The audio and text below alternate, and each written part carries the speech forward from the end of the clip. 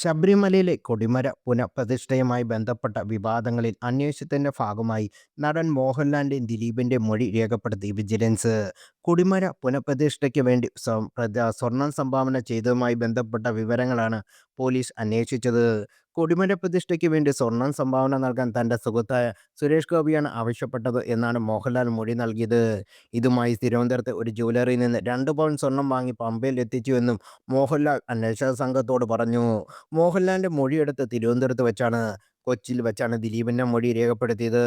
കൊടിമരം പുനഃപ്രതിഷ്ഠയുടെ ഭാഗമായി നടന്ന അന്വേഷണത്തിൽ കേന്ദ്രമന്ത്രിയും നടനുമായ സുരേഷ് ഗോപിയുടെ മൊഴി ഇതിനു മുമ്പേ തന്നെ രേഖപ്പെടുത്തിയിരുന്നു.